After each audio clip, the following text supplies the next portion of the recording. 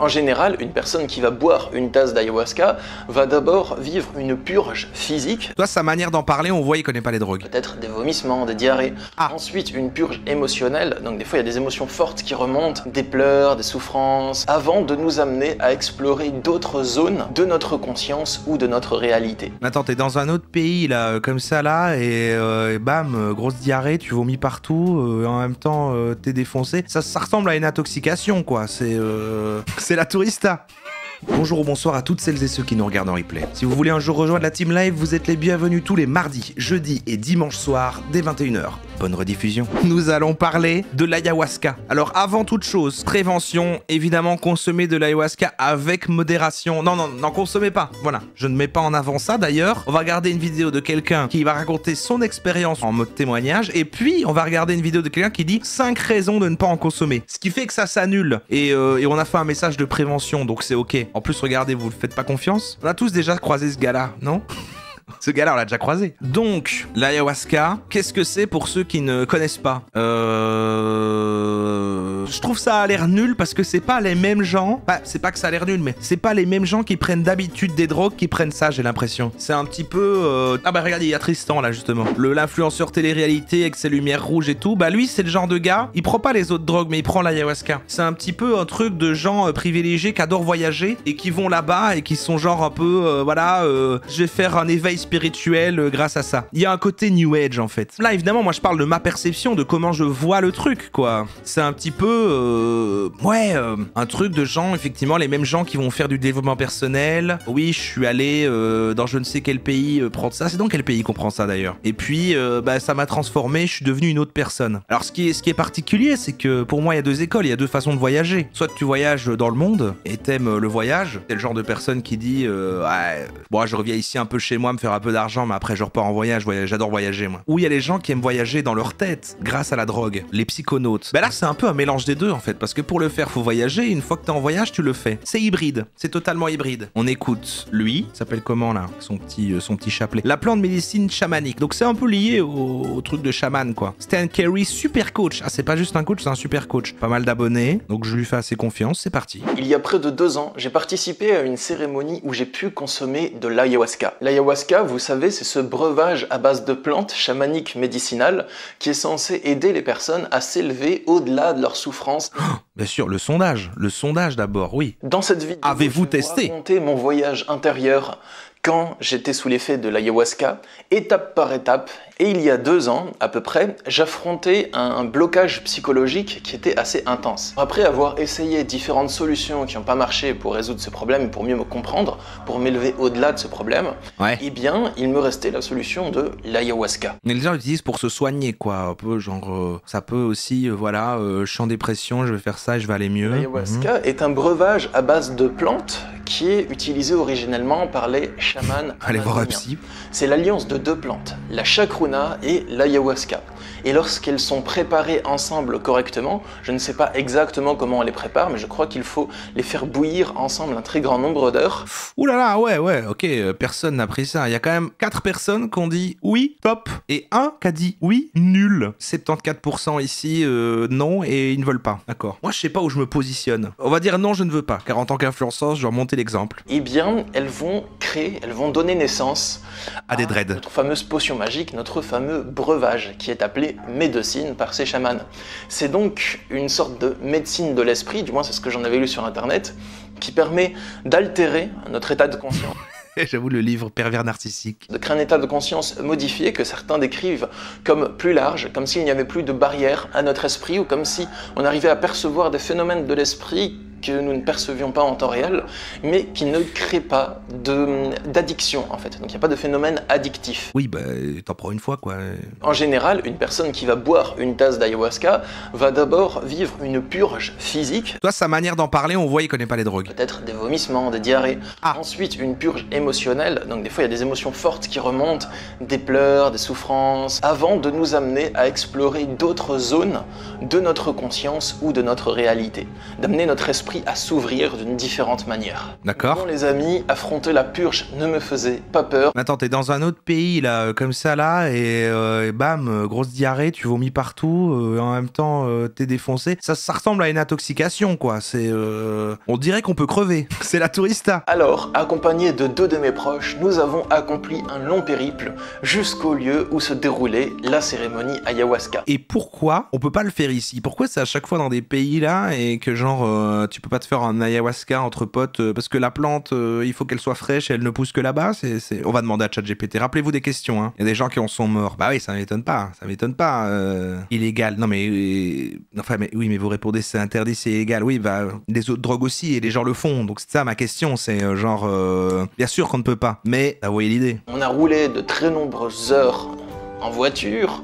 On a traversé un terrain boueux où il y avait de la boue jusqu'aux genoux. Nous traversâmes cette terre boueuse et nous allâmes même jusqu'à sacrifier nos chaussures. C'est tout un rituel. Et après 3 jours d'une diète spécifique à base de légumes principalement, nous fûmes prêts. Ah ouais, il faut se préparer de fou en fait. Déjà, il faut bouffer plein de légumes. Alors attention, hein, que ça ne vous donne pas envie. Hein. La cérémonie arriva, enfin des cérémonies, parce qu'on en a fait 2 à la suite. Donc un premier soir et le lendemain soir également. Entouré par les nombreux autres participants, je pus porter la coupe d'ayahuasca du breuvage à ma bouche pour laisser la plante pénétrer dans mon organisme. Et c'est porté par les chants et les musiques des chamans qui encadraient la cérémonie. Ah, ça doit être un délire. Mais à mon avis, vu que maintenant c'est connu et que tout le monde fait ça, achat, il doit avoir en fait une industrie dans les pays où on fait ça comme un espèce de truc où il y a des flyers, voilà, tu payes un forfait, hop, t'as la petite cérémonie ayahuasca, même ceux qui le font là, c'est pas des chamans, c'est vraiment un business quoi à mon avis. Il doit avoir un peu de ça. Alors les amis, je vais vous raconter étape par étape ce que j'ai expérimenté, ce que j'ai vécu lorsque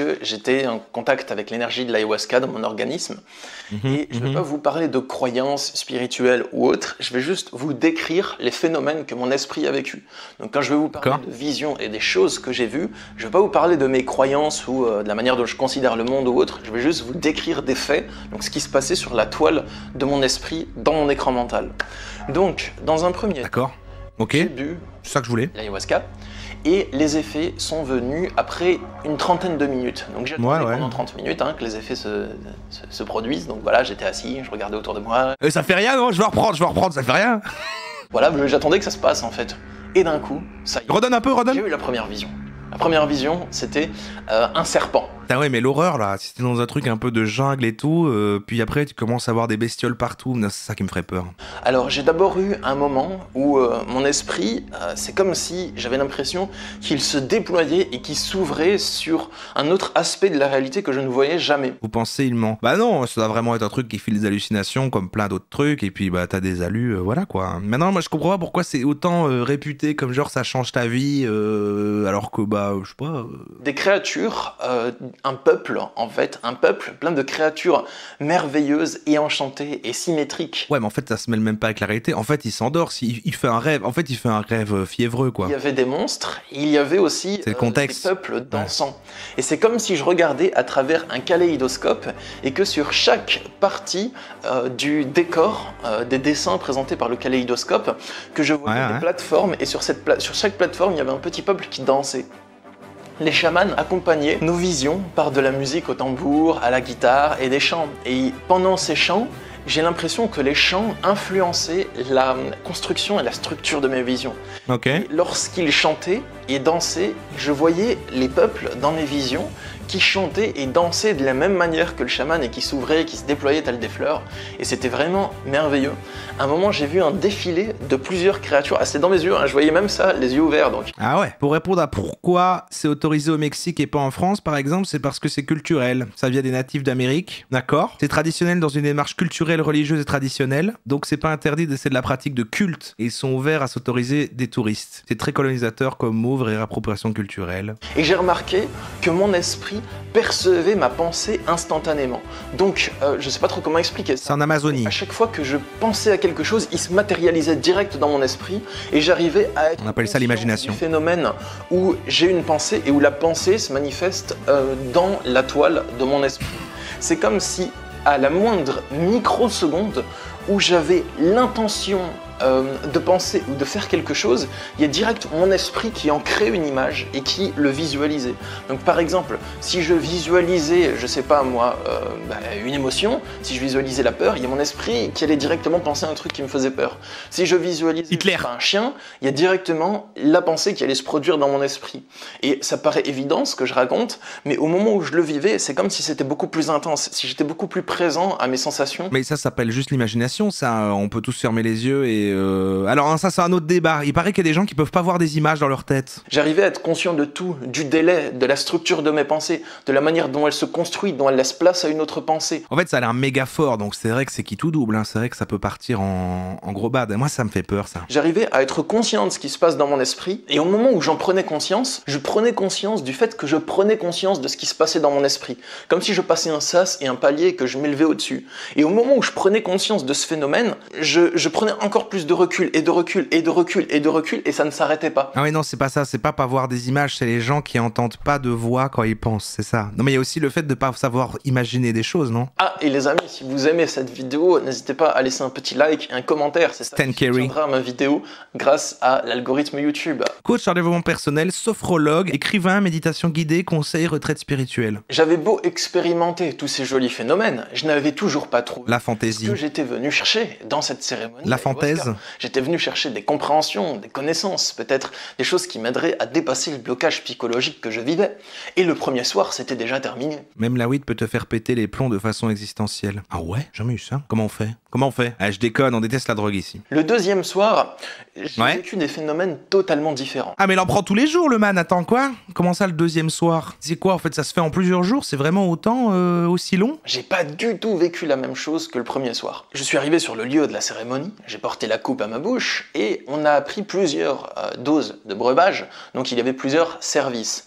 Et c'est le chaman qui décidait ce qu'on pouvait boire en fait. Un stage touristique. Un peu la quantité qu'il nous conseillait de boire. C'est là que j'ai eu une expérience mystique, ou ce que je peux qualifier d'une expérience mystique, ou peut-être était-ce juste une illusion de mon esprit. J'ai vu Yannick Vérité. Je l'ai ressenti comme tel. Les effets de la plante commencèrent à se déployer dans mon organisme et j'ai recommencé à voir ma pensée instantanément et à prendre instantanément conscience des phénomènes qui se produisaient dans mon esprit. Mais à ce moment-là, j'ai voulu aller plus loin. J'ai commencé à réfléchir et je me suis dit, il y a la réalité physique que nous expérimentons, genre, je sais pas moi, la matière, tout ça. Il y a la réalité de l'esprit, donc les pensées, tous les phénomènes qui se produisent sur notre écran psychologique. Et il y a quoi d'autre? Est-ce qu'il y a autre chose? Et je me suis demandé, pas par la théorie de l'âme, des religions, du paradis, de l'enfer, pas par la théorie du moi supérieur, de la conscience supérieure, tout ça, je me suis demandé si je pouvais expérimenter, par l'expérience de vie, et pas par la compréhension, mais par le vécu, ce qu'il y avait au-delà de l'esprit.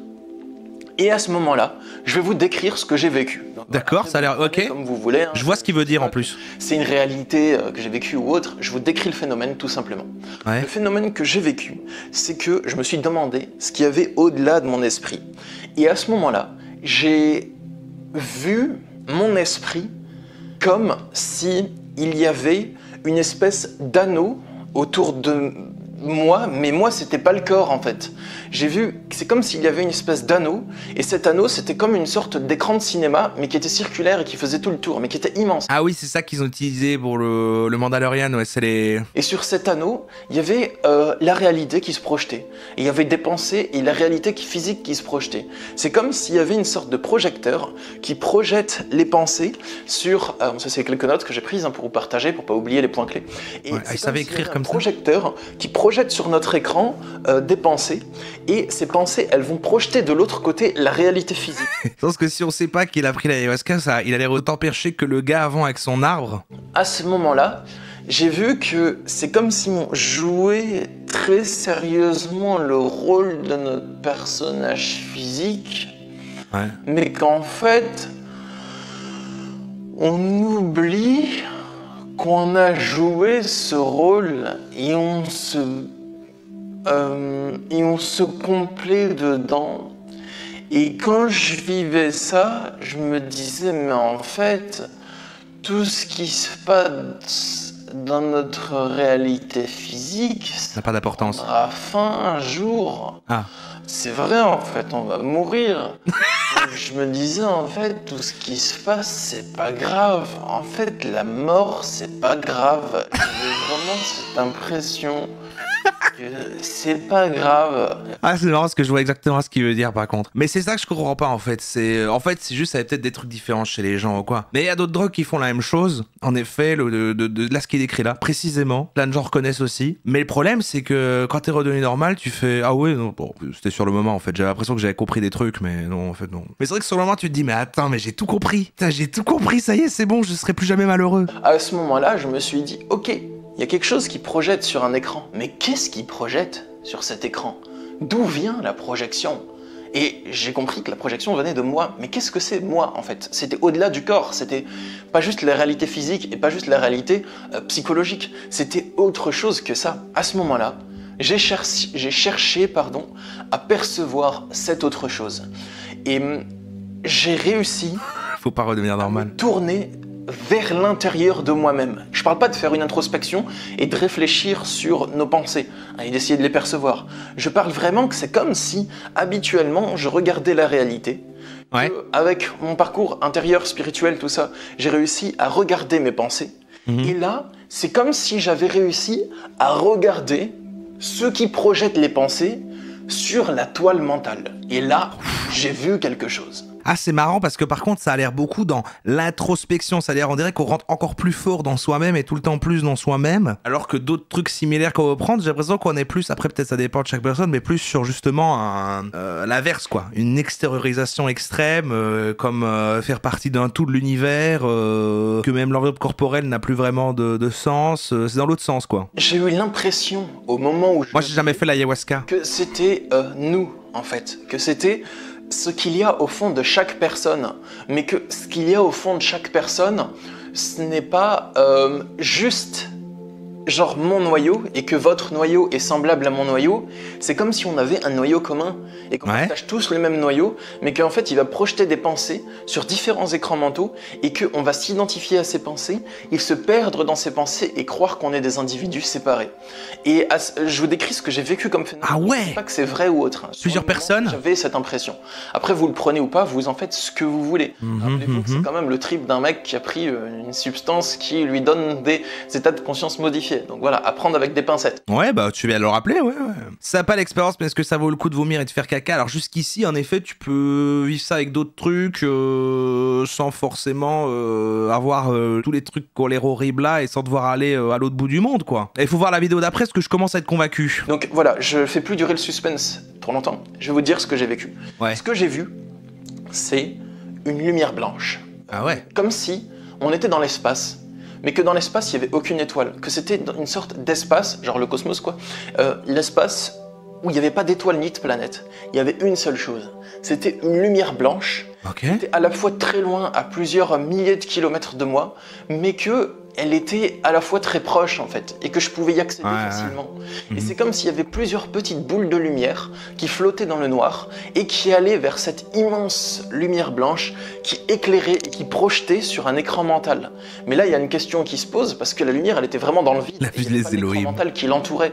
Et enfin, je sais pas, c'est incomplet à ce niveau-là. Ah, il a peut-être frôlé une expérience de mort imminente, dont on va aussi bientôt parler. Mais du coup, voilà, j'ai pu voir ça et que j'étais cette lumière blanche en fait. Et qu'on était tous cette lumière blanche, hein, pas juste moi. Et que chaque être humain se perd dans son personnage de la réalité. Moi, je trouve qu'il a l'air d'un gars qui connaît pas ces trucs-là, et là, ce qu'il raconte, c'est crédible. Donc, c'est réel, il a pris, il a vu tout ça. Après, voilà, il raconte ça avec beaucoup de... Mais oui, c'est un gars qui... C'est un story time de trip, quoi. La mort de l'ego, c'est un grand classique des psychédéliques, ouais. Ça a dû durer 1 seconde à peu près. Mais quand je l'ai vu, c'est comme si j'avais accès à toutes les informations de ce lieu, et comme si j'ai tout vu d'un coup. C'est comme si j'arrive à... Le trip report, c'est un psychonaute. C'est un psychonaute. Entrevoir ce qu'il y a de l'autre côté. Mais maintenant que je l'ai vu, je sais en fait ce qu'il y a au-delà. Même si à la fin de cette cérémonie d'ayahuasca, je suis revenu dans mon état normal, plus ou moins. Je m'étais chié dessus. J'ai fait des recherches par la suite sur ce que j'ai vu. Et j'ai trouvé 2 phénomènes qui s'apparentent à ce que j'ai vu. Le premier phénomène, c'est dans un livre de Ramana Maharishi. Donc c'est un sage indien qui a vécu au dernier siècle. Je vous afficherai probablement l'année de son décès à l'écran. Dans un livre de conversation qu'il a eu avec des personnes, qui venaient le voir. Vous avez besoin de substances pour vivre ce genre de choses. Alors, si de toi-même, tu commences à voir tout ça, alors c'est super, hein, mais ça va être compliqué au quotidien. Eh bien, il y a un homme qui a décrit un phénomène similaire à ce que j'ai vécu. Il y a un homme qui a dit qu'il a vu qui il était vraiment. Et Ramana Maharshi lui a demandé « Qu'est-ce que tu as vu ?» Et cet homme a décrit un grand soleil, je crois, flottant dans l'espace. Et Ramana Maharshi a souri. Et le deuxième phénomène qui se rapproche de ce que j'ai vécu, c'est dans le film Soul. Donc c'est un film qui est sorti sur Disney+ il n'y a pas longtemps. Ah bien sûr, super. Ce film, il est sorti après ma cérémonie ayahuasca. Ton copier, Pixar l'a appelé, il a raconté son trip, ils en ont fait un film. Et dans ce film, je vais vous donner un spoil du film. Maintenant tu l'as vu, attention il va spoiler. Lorsque le personnage principal est en train de mourir, il y a plein de petites lumières blanches qui se dirigent vers la grande lumière blanche. Ouais mais gars, c'est pas très particulier comme truc, de la lumière. Donc ça ressemble presque à ce que j'ai vécu, presque trait pour trait en fait. Après, ce n'est pas pour ça que je suis resté dans cet état de manière permanente, hein. J'ai essayé de m'y raccrocher et d'y retourner durant les 2 à 5 jours qui ont suivi, mais ça a provoqué plus de souffrance. En plus, merde, si vous n'avez pas vu Soul, maintenant le film est gâché en fait, vous savez qu'il y a de la lumière. Donc c'est comme si j'avais un attachement et une sorte d'angoisse parce que j'arrivais pas à reproduire la vision et je me suis rapidement rendu compte de ce phénomène dans mon esprit et ça m'a permis vraiment de me détacher de cette tendance qu'il y avait à s'attacher aux états spirituels atteints ou aux nouveaux états de conscience atteints. Donc, grâce à cette cérémonie, j'ai peut-être pas trouvé la chose précise que je cherchais, mais j'ai pu prendre du recul sur la tendance qu'il y avait en moi à se raccrocher aux états spirituels que j'arrivais à atteindre par hasard à certains moments. Et ça m'a permis de me défaire de ça et voilà, de soulever un gros morceau, on va dire. Non mais pour les gens qui sont déjà un peu spirituels, qui ont des croyances qui sont pas zètes en fait, hein, qui sont un petit peu dans le côté ouais le monde est magique et tout, ils prennent ça, ils pètent leur crâne quoi, ils sont genre bah ça y est, voilà c'est sûr, en fait j'ai voyagé dans l'univers, machin, mais c'est vrai que tu peux tout rationaliser après quoi. Tu peux tout rationaliser. Bon, en gros, voilà, le bazar bousille tes sens et ta tête parce que tu prends une substance. Et puis du coup, bah tu fais ton petit trip et voilà quoi. J'ai adoré. On va maintenant regarder un petit peu le contre-discours. Pourquoi il faut pas le prendre? C'est ce gars-là qui va nous le dire. Pourquoi il faut pas en prendre? Je suis obligé. Ne faites pas ça. Toutes les drogues sont dangereuses. Parce que là, on dit oui, l'ayahuasca, il va dire on peut mourir. Mais en fait, toutes, hein. Toutes, bon, c'est pas ouf, hein. C'est parti. On écoute le contre-discours. Si cette chaîne YouTube existe, il est fort probable qu'à un moment de ma vie, j'ai moi-même consommé l'ayahuasca. Donc si ah bah non. c'est le cas, j'ai peut-être eu beaucoup de chance, peut-être eu une excellente préparation, peut-être rencontré les bonnes personnes qui m'ont peut-être emmené aux bons endroits, qui m'ont peut-être fait consommer de bonnes substances et qui m'ont peut-être amené à une expérience susceptible de construire quelque chose de positif dans ma vie. J'ai bu de l'ayahuasca plusieurs fois. C'était super. Mais le contre-discours là, il dit que c'est super, merde. C'est pas parce que ça s'est bien passé pour moi que ça se passe. C'est Yannick peut-être. Bien pour tout le monde. Certaines expériences mal conduites pourront s'avérer carrément dégueulasses. Et à ce propos, je voudrais vous parler de 5 bonnes raisons pour lesquelles vous ne devriez, selon moi, jamais consommer d'ayahuasca. Ah. Parce que c'est illégal. On en pense ce qu'on veut, mais la diméthyltryptamine, qui est la substance active dans l'ayahuasca, est considérée comme un stupéfiant en France et est également considérée comme illégale. Du coup, posséder, consommer... C'était l'argument du chat, hein. Attention, c'est illégal. Je suis persuadé qu'on peut vivre des expériences plus ou moins similaires sans rien prendre via diverses méditations ou autres explorations de la conscience. Je pense aux rêves lucides, aux voyages astro. Oui, sans doute. Mais ça va avec certaines croyances, quoi, je crois. Là, il faut pouvoir être suffisamment dans un délire New Age, machin, pour convaincre ton esprit que tu fais des trucs ou être... Enfin, voilà, quoi. Ça marche pas sur tout le monde, j'imagine. Mais en fait, ça doit aussi pouvoir s'expliquer de manière rationnelle. C'est genre, si tu médites tellement longtemps et qu'en fait, tu fais un truc, bah, en fait, ton cerveau va se commencer à partir dans un truc et puis tu vas rêver alors que voilà. Et puis, en fait, t'as des genres d'allus, bon, voilà. Mais c'est quand même pas la même chose, j'imagine. Deuxième point... Parce que c'est vraiment très cher. Ouais, c'est ça, le gars qui faisait des trips à la respiration. Bah, Tristan, qui arrête sa chaîne d'ailleurs. J'ai vu dans vos suggestions que vous avez mis ça sur le Discord. Je sais pas si on regardera parce qu'on l'a pas assez vu. C'est pas un perso, mais pareil qu'il arrête. Aïe. Mais oui, c'est ça en fait. Il faisait ces trucs de respiration très très vite et ça fait des allumes. En fait, c'est pas. On avait un peu dit, mais oui, mais en fait, il suroxygène son cerveau et au final, c'est tout aussi dangereux malgré qu'il prend rien. Bon. Dans la mesure où l'ayahuasca est illégal en France, il va probablement falloir que vous parcouriez quelques centaines de kilomètres jusque dans d'autres pays où vous pourrez profiter du vide juridique qui vous permettra d'assister à des cérémonies convenables. Entre le billet d'avion, entre la cérémonie, C'est cher. les différentes médecines, Truc de riche. toucher la nourriture, le montant total d'une retraite peut s'élever jusqu'à quelques centaines d'euros. La Godrose, c'est un moyen d'accès, la méditation est un autre moyen, la musique aussi, par exemple, ouais. Ouais, mais tu resteras toujours un petit peu... garderas toujours plus un pied dans la réalité quand même, quoi. Après, c'est peut-être mieux, justement. Si vous restez en Europe et allez jusqu'à quelques milliers d'euros si vous décidez d'aller jusqu'en Amazonie. Et puisqu'on parle des retraites, troisième point, C'est pas pour les pauvres, c'est pas pour les pauvvres. Que les arnaques sont nombreuses. Ouais, ces petits jingles... Enfin bon. Voilà, des arnaques. Ah bah oui, justement. Parce qu'on a dit, plein de gens doivent organiser ça dans ces pays-là. Du coup, en fait, ça devient un business. Du coup, il y a des faux trucs. Et en fait, les faux trucs, pour que ça marche quand même, bam, ils mettent des bazars. Et c'est encore plus dangereux, finalement. à ce stade, l'ayahuasca en Occident et en Europe, c'est quelque chose qui se fait généralement sous le manteau, qui profite des vides juridiques de certains pays pour pouvoir exister. Mais l'absence de cadre légal laisse la place à toute forme d'abus. Je pourrais vous parler du tarif exorbitant pratiqué par certaines retraites qui vous facturent jusqu'à 10 fois le prix d'une médecine telle qu'elle est pratiquée en Amazonie. Et c'est quoi ton son de merde, là? Bah ouais, comme toutes les drogues. À ce moment-là, en fait, tous les arguments ici, c'est... Oui, bah en fait, ils rappellent que c'est une drogue, quoi. C'est illégal. Il n'y a pas de contrôle de qualité parce que c'est une drogue, voilà. C'est des médecines douteuses qu'ils n'ont pas testées au préalable. Ou encore de cette psychologie Je vois pas ce qu'il y aurait comme autre argument. pratiquée par certains facilitateurs qui ont vraiment à cœur de vous fourrer dans le bec leur conception de l'expérience au détriment de la vôtre. Tout ça sans même vous parler des dérives sectaires. Ces derniers temps, j'ai vu pousser un peu partout toutes sortes. Ouais, les son est dégueulasse, c'est terrible en fait. Hein. Mon raison numéro 4.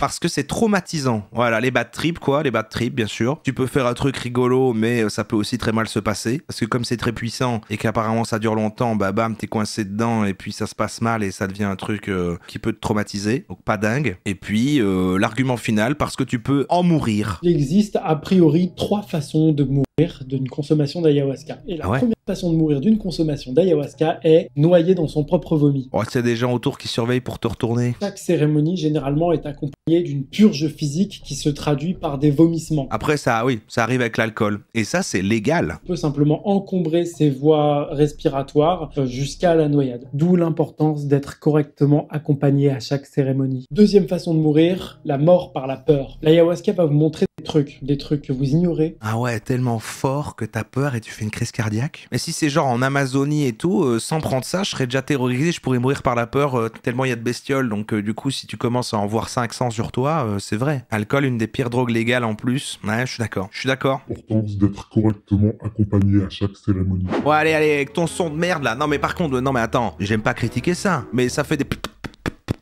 C'est compliqué, c'est compliqué. On a entendu tous les arguments. Ce sont 5 raisons applicables sur bon, toutes les drogues, quoi. À part le chanvre commun. Quoique, bon, quand même, mourir du chanvre commun, quand même.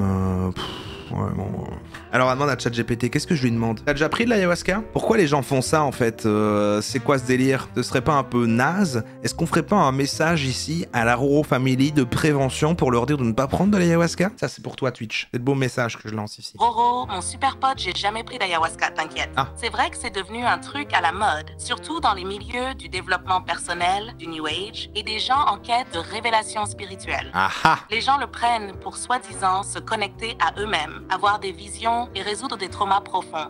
Mais t'as raison, c'est pas sans danger, faut le dire direct. T'as le micro Ça peut du gars être ou quoi? super intense, avec des bad trips, des vomissements. En plus, y a pas vraiment de contrôle sur qui donne ces cérémonies. C'est ça. Et certains en profitent pour faire du business sur la détresse des gens. Un peu toxique tout ça, surtout avec l'effet de mode et les influenceurs qui en parlent comme une expérience de vie ultime. Franchement, on peut carrément lancer un message à la Roro Family pour leur dire de faire gaffe. On pourrait dire un truc du genre, les Roro, restez prudents avec ces expériences cheloues, ça peut vite mal tourner. Il y a d'autres moyens de se trouver que de se lancer dans des... Les Roro, et des restez vies sans prudents avec ces encadrement. expériences cheloues. Et une dernière chose, je voulais juste te dire que t'es vraiment mon meilleur pote. Ah oui, non mais t'inquiète.